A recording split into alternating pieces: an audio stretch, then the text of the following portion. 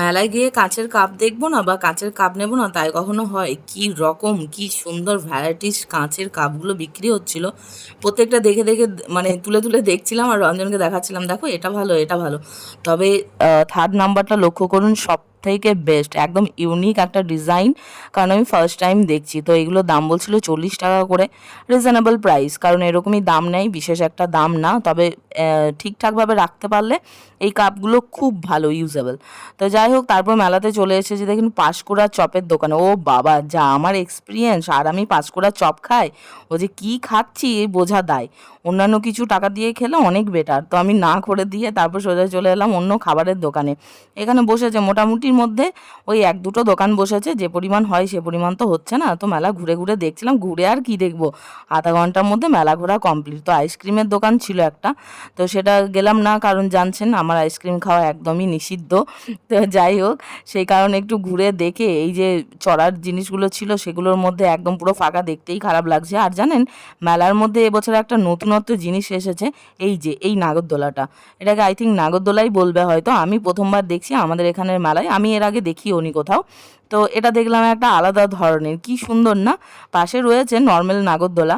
তো রঞ্জন তো নাগরদোলায় চড়তে খুব ভালোবাসে, কিন্তু আমি ছোট থেকেই এই সব জিনিসে প্রচণ্ড ভয় পাই। যতবার ছোটবেলায় চড়তাম, কেঁদে বাবাকে বলে নামা করাতাম, অজ্ঞানও হয়ে যেতাম, এমন এমন সময় হয়েছে।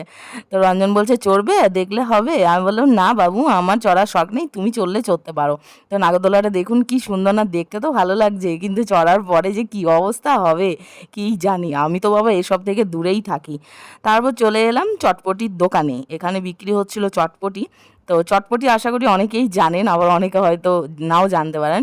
তো চটপটি এখানে ব্যাপার হচ্ছে যে ছোলা সিদ্ধ, মানে সিদ্ধ বা অনেকে ইউজ করে ভেজানো, মটর ভেজানো, এরকম কিচ্ছু ছিল না।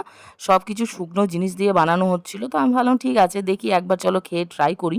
চটপটি আমরা খাই অফিসে, বিশ্বাস করুন এত মারাত্মক লেভেলের বানায় ওই কাকুটা, কি বলবো, মানে 10 টাকার চটপটি নিলে মনে হয় না এতে কুলাবে না। এত সবাই মিলে অফিসে টানাটানি করি চটপটি নিয়ে, এত মানে এম, স্বাদ হয়, এত স্বাদ কি বলবো। তো এই চটপটিটা ট্রাই করলাম, ওফ ও সেই লেভেলের, মানে কিছুই লেভেলের না, একদমই আমার ভালো লাগেনি। তো আমি প্রথমেই ট্রাই করে রিভিউটা দিলাম, তারপর রঞ্জন খাচ্ছে, রঞ্জন বলছে না না সেরকম না। আর সব কিছু শুকনো না, এর মধ্যে মশলাটা কি করে যায় বলুন তো? কাঁচা জিনিস থাকবে তবে না তার মধ্যে মশলাটা মাখালে ভালো লাগবে। তো যাই হোক, রঞ্জনও রিভিউ দিল, আমি ওই কোনো রকম খাচ্ছি, শেষ করতে হবে বলে। আর খাওয়ার সময় লেগেছে মুখের মধ্যে একটা পাথর। ভাই রে ভাই, এরকম হলে কি অবস্থা, দাঁত পুরো ভেঙে হাতে চলে আসবে মনে হচ্ছে, এমনই অবস্থা, এমন চটপটি করে।